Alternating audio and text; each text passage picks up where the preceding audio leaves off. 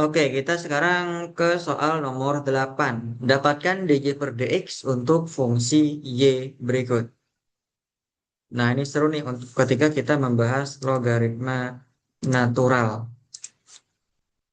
Yang pertama, y sama dengan ln 3x.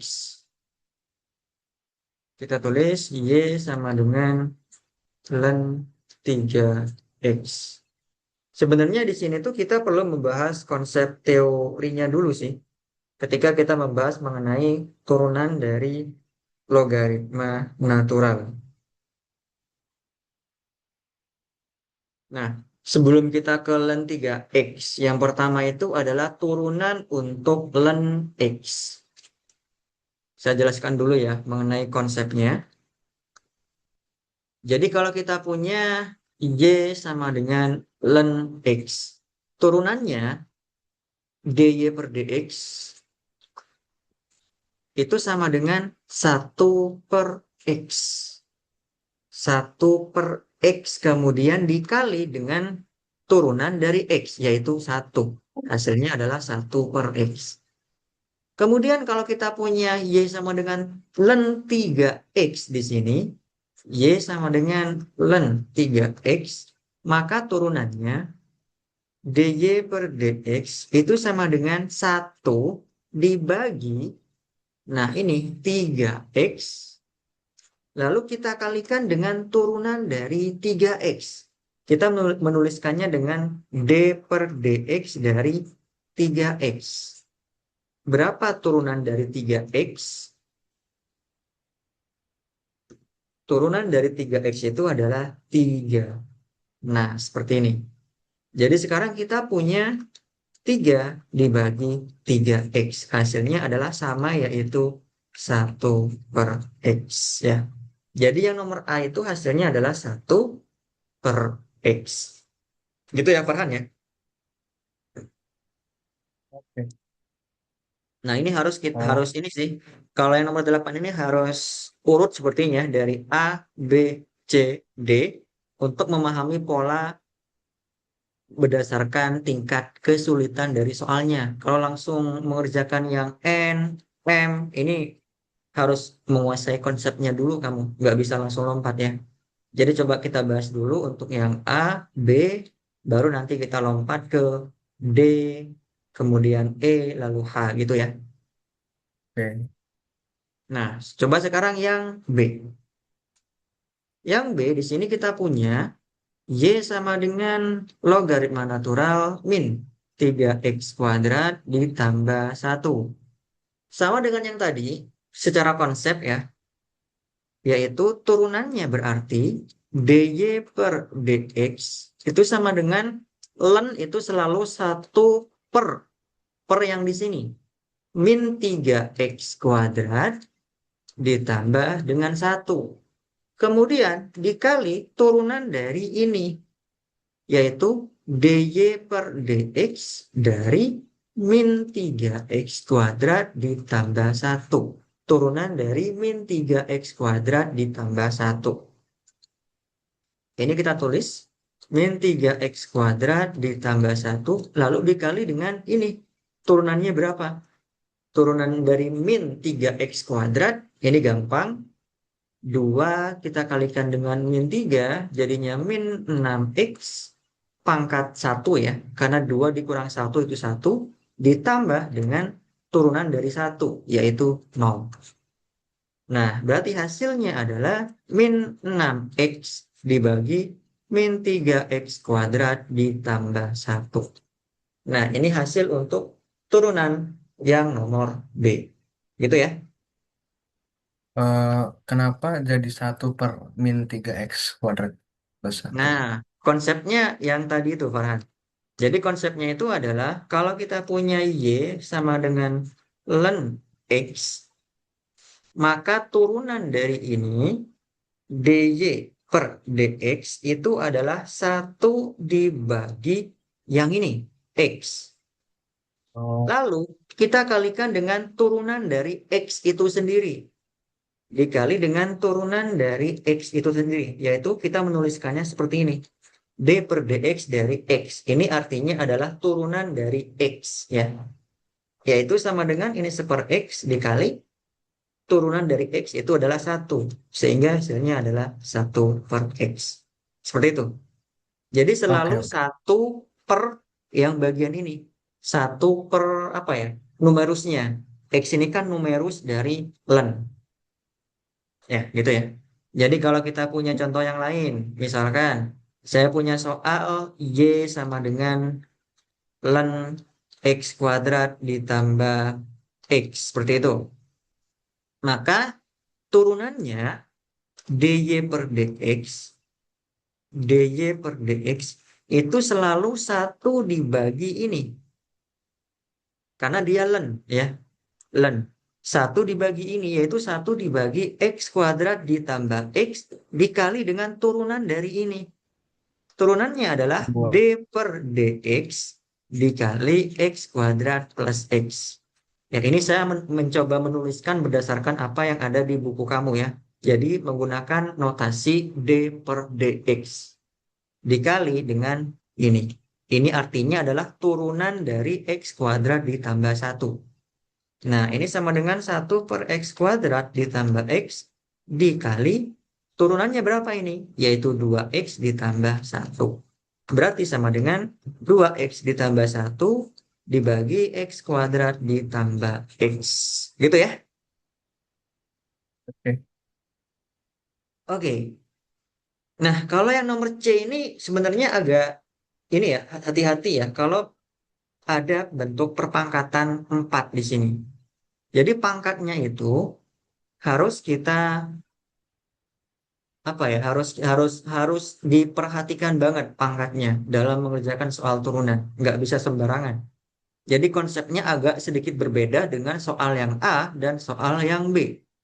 Ini nggak bisa nih kita langsung mengerjakan turunannya itu sebagai bentuk seperti ini, 1/X pangkat 4 kemudian dikali D per dx X pangkat 4. Ini nggak bisa seperti ini. Kenapa? Karena yang dipangkatkan 4 itu len X, bukan X-nya, tapi len X. Kalau misalkan Y sama dengan len X pangkat 4, ini artinya X yang dipangkatkan 4. Boleh mengerjakan soal yang tadi, yaitu yaitu 1/X pangkat 4 dikali turunan dari X pangkat 4, yaitu 4X pangkat 3. Ya, seperti ini. Ini 4X pangkat 3 dibagi X pangkat 4. Ini tinggal X ya. Berarti 4 dibagi X. Ini bisa kita kerjakan seperti ini. Tetapi kalau soalnya itu yang dipangkatkan adalah len X, berarti beda konsepnya dengan yang di sini. Gimana konsepnya? Berarti kita harus mencari tahu dulu turunan dari pangkatnya. Kan kita tahu ya, kalau misalkan punya Y sama dengan X pangkat N, maka turunannya itu adalah N X pangkat N-1. Seperti itu. Nah, sama dengan yang ini nih. Berarti kalau kita punya Y sama dengan len X pangkat 4, maka turunannya dy per dx-nya adalah 4-nya pindah ke sini dulu dikali len x 4 min 1 berdasarkan definisi dari turunan. Lalu kita kalikan dengan turunan dari len x, yaitu d per dx dari len x. Nah, seperti itu. Yang di sini itu adalah 4 len x pangkat 3 dikali turunan dari len x. Len x itu turunannya adalah yang tadi yaitu 1/X. Sehingga jawaban untuk soal yang C ini adalah 4 len x pangkat 3 dibagi dengan X. Gitu ya untuk yang C. Ini konsepnya sedikit berbeda dengan soal yang A dan B. Gitu ya Farhan ya. Iya.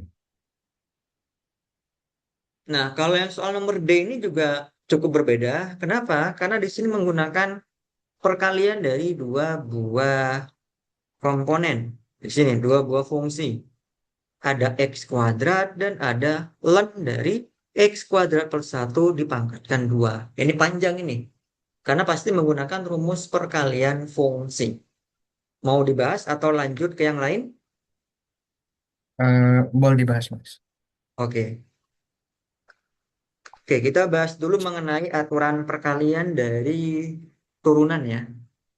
Kalau kita punya misalkan perkalian dua buah fungsi, Y sama dengan Fx dikali Gx. Ini dua buah fungsi, fungsinya adalah Fx dikali dengan Gx. Nah, turunannya gimana?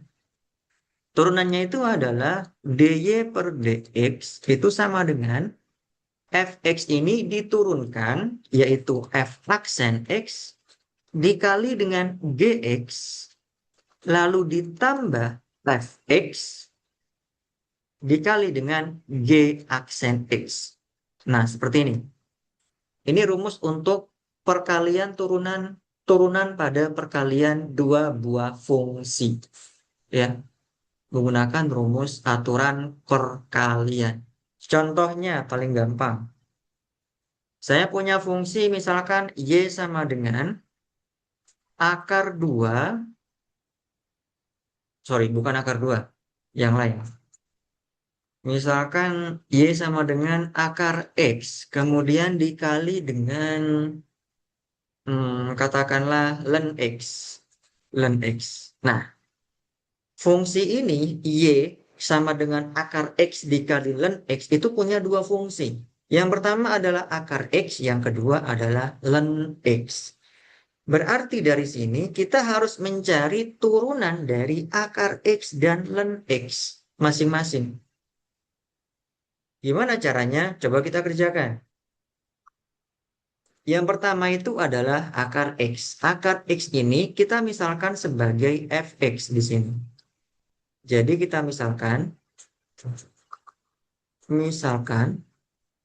Fx-nya itu adalah akar X. Sehingga ln X ini adalah Gx-nya. Sehingga Gx-nya itu adalah ln X. Nah, kemudian kita harus cari tahu masing-masing turunan dari X dan ln X. Itu berapa turunannya? Nah, yang pertama adalah akar X. Akar X ini kita cari tahu turunannya. Akar X itu kan sama aja dengan X pangkat setengah. Berarti turunannya adalah setengah X pangkat setengah dikurang 1. Atau setengah X pangkat min setengah. Ya, setengah dikurang 1 itu kan min setengah. Atau setengah 1 dikali X pangkat setengah. Seperti ini. Nah, atau 1/2 akar X. Ini turunan untuk akar X. Kemudian kita cari tahu juga turunan untuk G aksen X. Untuk Gx. Berapa turunan dari ln X? Yaitu 1/X. Yang udah kita bahas tadi. Nah, sekarang kita sudah mendapatkan masing-masing nilai. Fx-nya ini, turunannya yang ini, Gx-nya yang ini, dan turunannya yang ini. Dari sini tinggal kita masukkan semua komponen ini ke dalam rumus yang tadi, yaitu rumus aturan perkalian. Langsung aja kita masukkan, sehingga ini kita tulis di sebelah kiri ya. Sehingga dy per dx, rumusnya itu adalah f aksen x dikali gx ditambah fx dikali g aksen x. Yang pertama dimasukkan adalah f aksen x, yaitu 1 dibagi 2 akar x. 1 dibagi 2 akar x. Dikali dengan gx. Gx-nya yang mana? Ini. Ln x dikali dengan ln x. Lalu ditambah fx. Fx-nya adalah akar x. Dikali dengan G aksen X, yaitu 1/X. Nah, seperti ini. kemudian kita sederhanakan yang bisa disederhanakan. Yang tidak bisa ya udah kita biarkan aja. Untuk yang di sebelah ini itu biarkan aja. Kenapa? Karena perkalian ini tidak bisa kita sederhanakan. Hasilnya ya sama dengan ln X dibagi dengan 2 akar X. Kalau yang di sini itu bisa kita sederhanakan. Akar X itu adalah X pangkat setengah dibagi dengan X. Berarti ini sama aja dengan X pangkat setengah yang bagian ini ya. Itu sama aja dengan X pangkat setengah dikurang dengan pangkat 1 di sini. Sama aja dengan X pangkat min 1/2. Atau 1 dibagi X pangkat 1/2. Atau 1 dibagi akar X. Berarti ini menjadi ln X dibagi 2 akar X ditambah 1 per ini ya, akar X.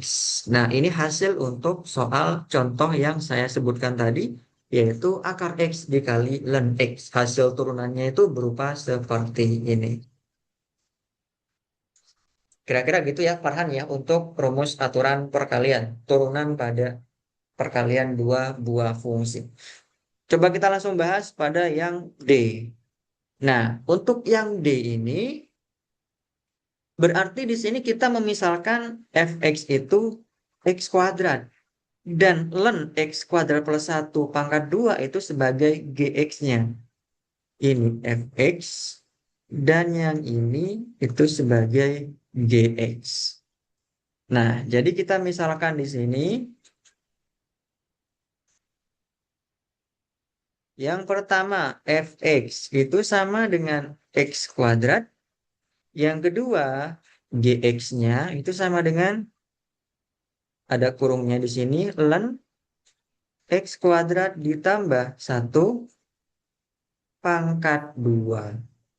Nah, dari sini kita harus cari tahu masing-masing turunan. Turunan dari masing-masing dua buah fungsi ini. Fx-nya berapa turunannya, gx-nya juga berapa. Nah, yang paling gampang tentu adalah f aksen x-nya. Turunan dari fx, yaitu jelas hasilnya adalah 2x. Nah, dari sini kemudian kita hitung untuk yang g aksennya. Nah, g aksen ini cukup susah ini, karena menggunakan bentuk logaritma natural. Di sini ada pangkat 2, berarti 2 kita taruh ke depan dalam konsep turunan ya. Kemudian ln x kuadrat plus 1, ini dikurung, pangkatnya 2 dikurang 1, yaitu pangkat 1. Lalu dikali dengan turunan dari ln x kuadrat plus 1, yaitu d per dx dari ln x kuadrat plus 1. Nah, ini kita cari nih turunan dari ln x kuadrat plus 1 berapa. Yang ini kan pangkat 1 kan bisa kita hilangkan ya. Berarti 2 ln x kuadrat plus 1. Nah, dikali dengan turunannya ln ini berapa itu? Yaitu 1 dibagi x kuadrat plus 1. Kemudian kita kalikan dengan turunan dari x kuadrat plus 1. Yang ini cara penulisannya seperti ini karena saya menyesuaikan dengan yang di buku kamu. Nah, kemudian ini kita tinggal tulis ulang aja. 2 ln x kuadrat plus 1.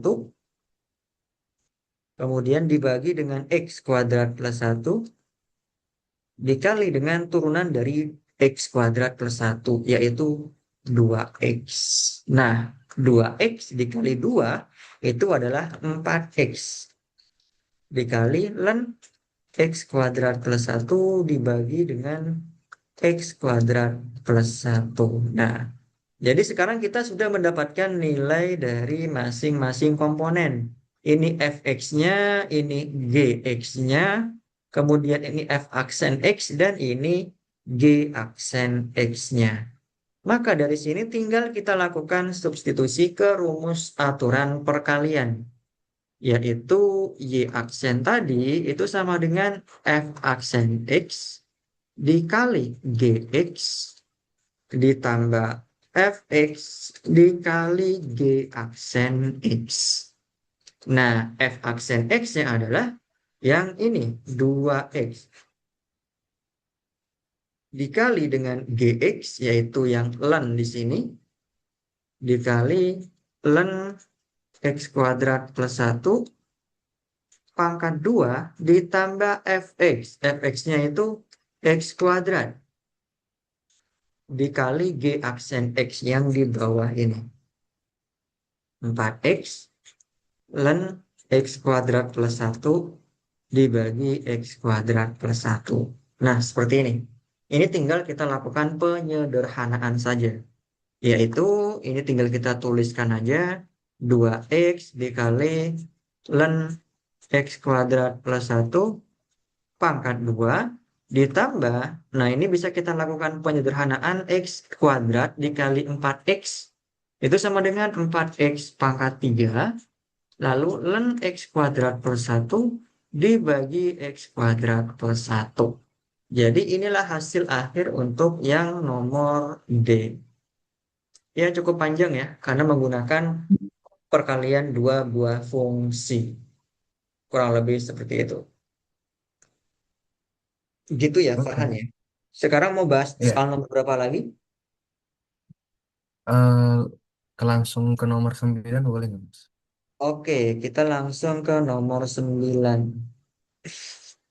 Oke ya, nomor 9 di sini kita coba bahas dari yang A.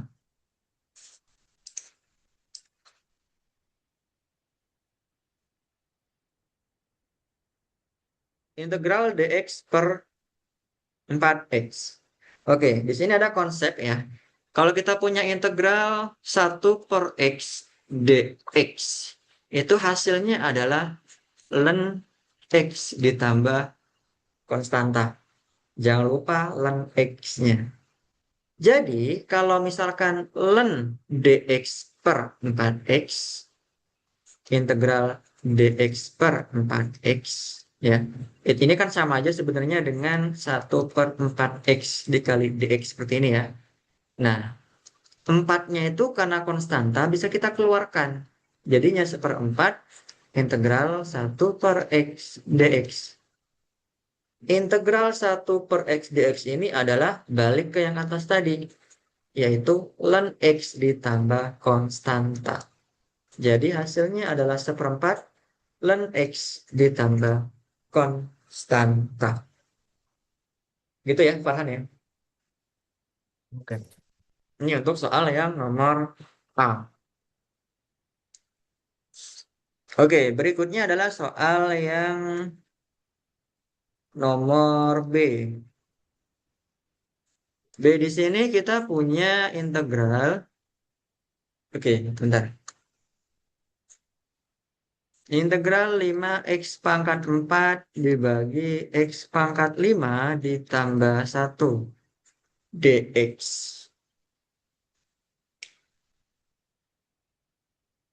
Nah, untuk soal nomor 5 ini di sini punya pangkat yang bagian atas itu 5x pangkat 4.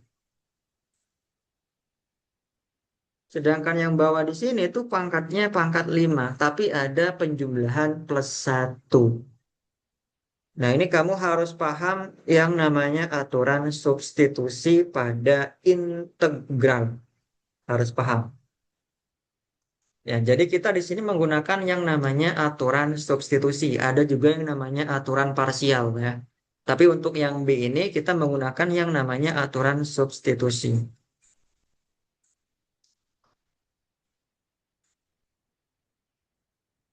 Kenapa menggunakan aturan substitusi?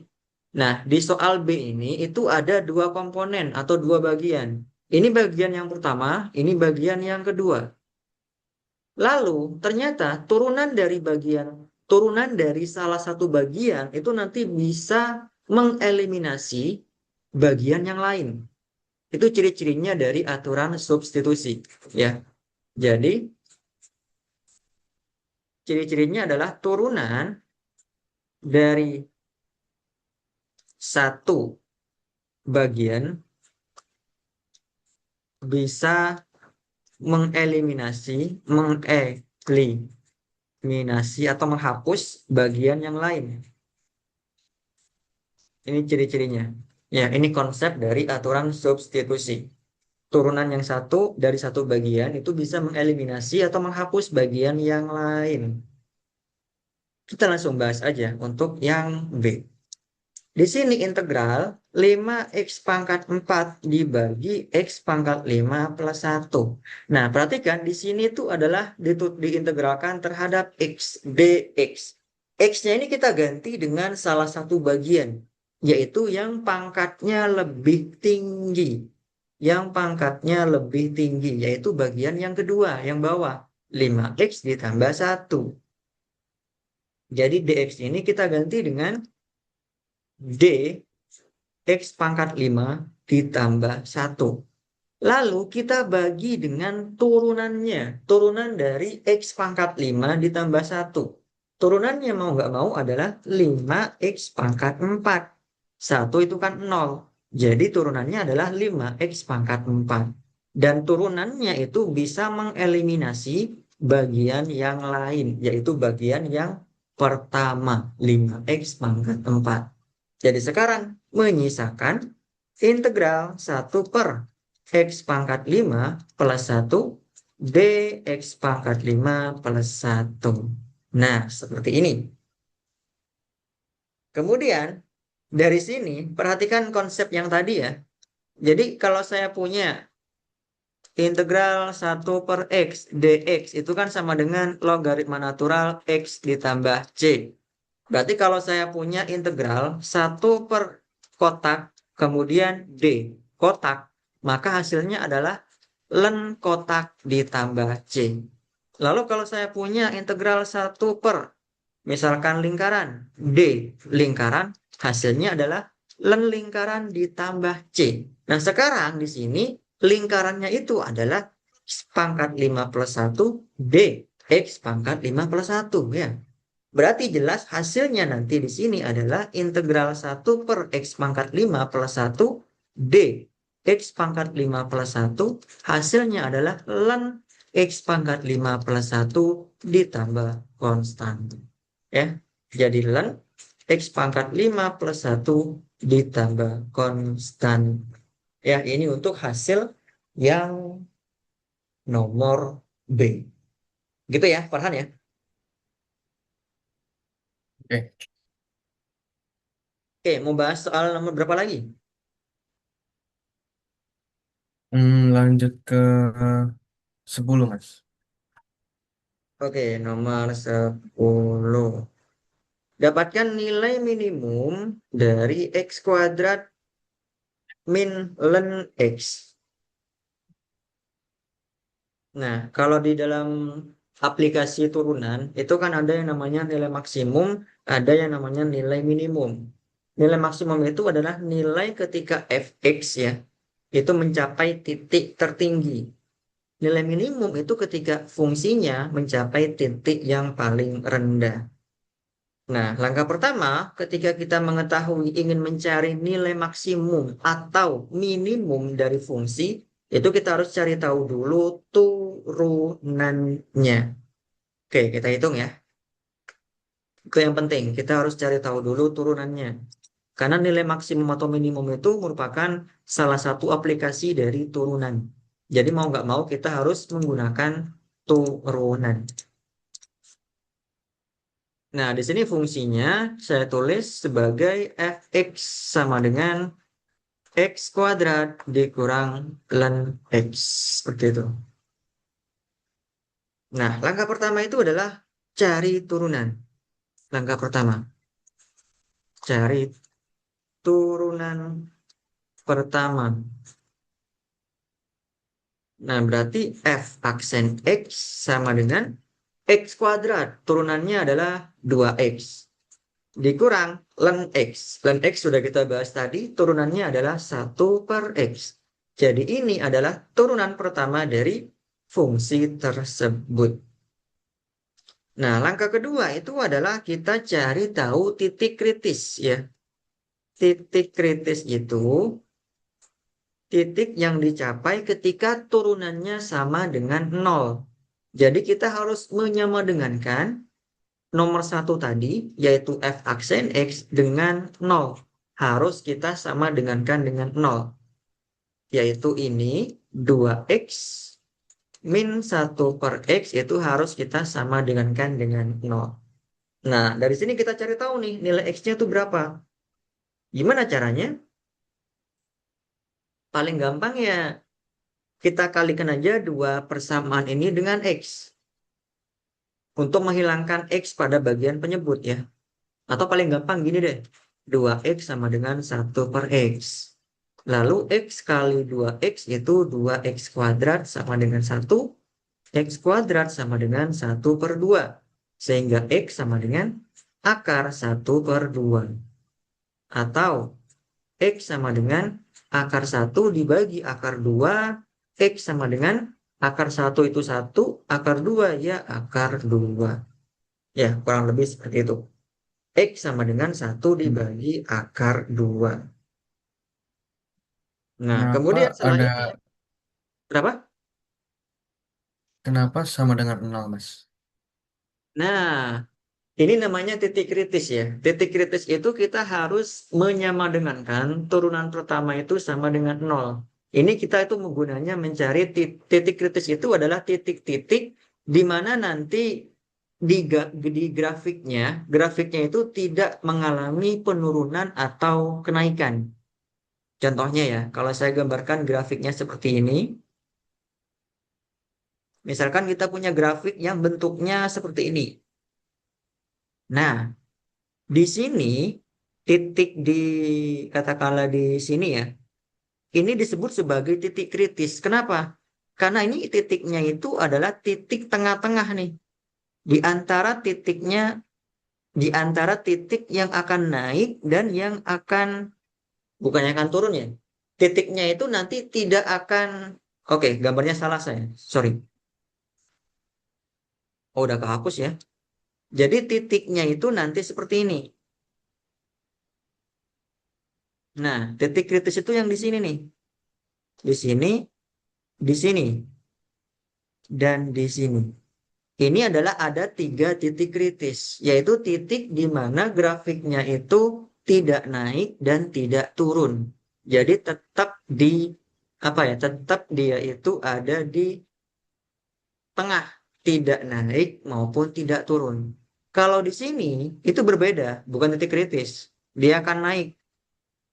Nah, di sini nih yang dinamakan sebagai titik kritis ya. Di sini titik kritisnya itu dicapai ketika turunannya itu sama dengan nol. Begitu juga di sini. Ketika turunannya sama dengan nol, di sini pun juga ketika turunannya sama dengan nol. Cara paling gampang itu memahaminya adalah menggunakan grafik sinus. Sin X seperti ini. Sin X itu grafiknya kalau nggak salah grafik sinus itu gini ya. Sorry, bukan seperti ini. Ini yang paling gampang aja contohnya. Grafiknya itu seperti ini. Nah, ini akan terus ya ke sini. Ini itu adalah titik kritis di sini dan di sini. Kenapa? Karena dia nilainya nol turunan pertamanya. Contohnya, di sini itu sorry. Ini bukan sinus ya, tapi kosinus. Fx sama dengan cos X grafiknya. Misalkan saya punya titiknya di sini. Titik ini itu dicapai ketika X-nya sama dengan nol. Artinya berarti Fx sama dengan cos nol. Ya enggak? Berarti cos X ya. Turunan dari cos X itu adalah min sin X. F aksennya itu adalah min sin X. Nah, ketika kita masukkan nol di sini, berapa hasilnya? Min sin nol. Hasilnya nol. Sin nol itu nol, min nol hasilnya adalah nol. Jelas, Kenapa nol? Karena di sini dia titik kritis. Dia tidak turun dan dia tidak naik. Sama juga dengan di sini dan di sini. Pasti itu nol ya. Jadi intinya titik kritis itu titik yang dicapai ketika grafiknya itu tidak naik maupun dia tidak turun. Yaitu secara matematika kita menuliskannya sebagai f aksen x sama dengan nol. Gitu ya Farhan ya. Oke. Oke, ini tadi kehapus, jadi saya tulis lagi aja ya. Yang pertama itu cari turunan pertamanya, yaitu dari fungsi ini, fx sama dengan x kuadrat min ln x, berarti f aksen x-nya itu sama dengan 2x min 1/x. Nah, yang kedua itu adalah titik kritis, yaitu di mana titiknya tidak naik dan tidak turun grafiknya. Akan dicapai ketika turunannya sama dengan nol. Otomatis 2x min 1/x sama dengan nol. Sehingga 2x sama dengan 1/x. 2x kuadrat sama dengan 1. X kuadrat sama dengan 1/2 ya. Sehingga x sama dengan akar setengah atau x-nya sama dengan akar 1 dibagi akar 2, x sama dengan 1 dibagi akar 2.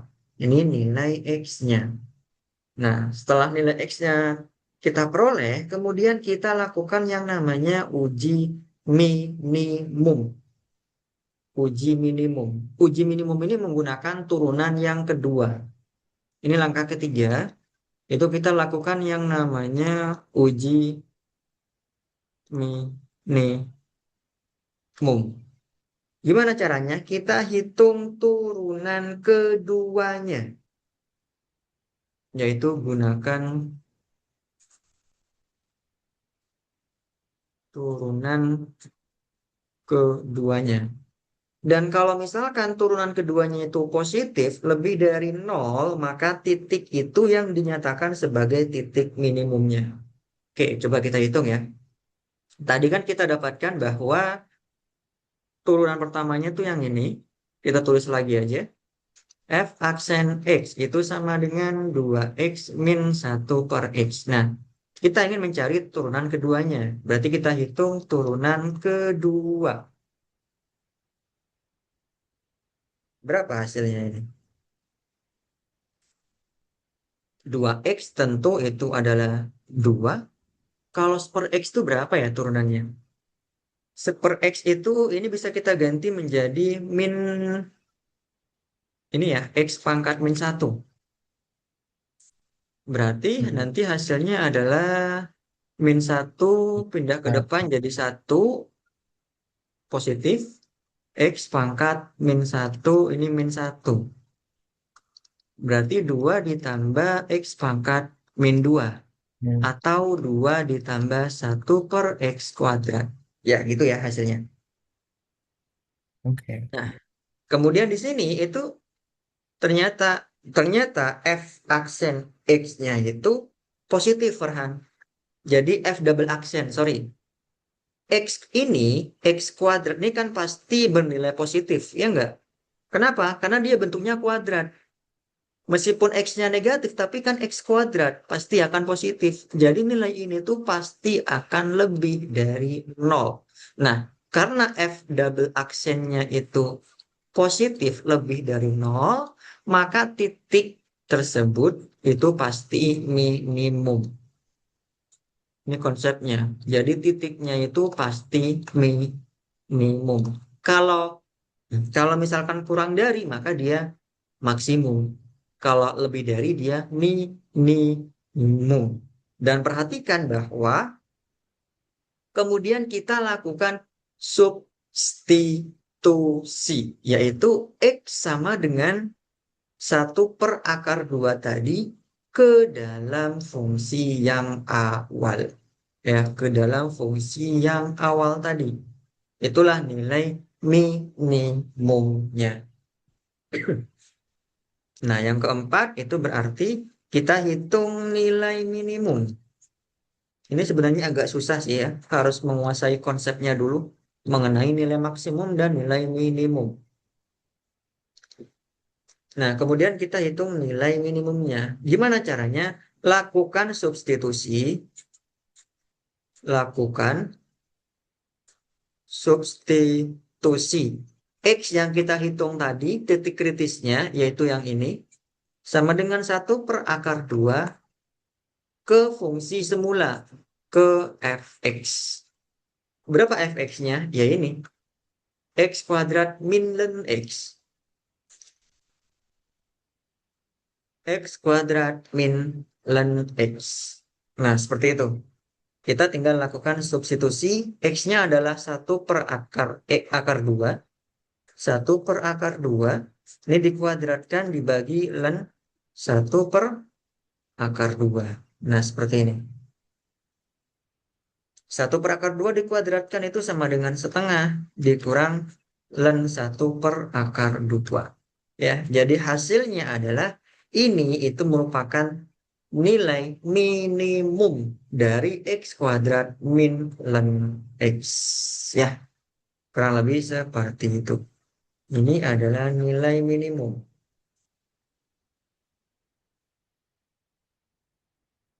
Nah, sebenarnya cara yang paling simpel itu kamu bisa langsung menggunakan cara nomor satu, langkahnya satu, dua, dan langsung ke nomor empat.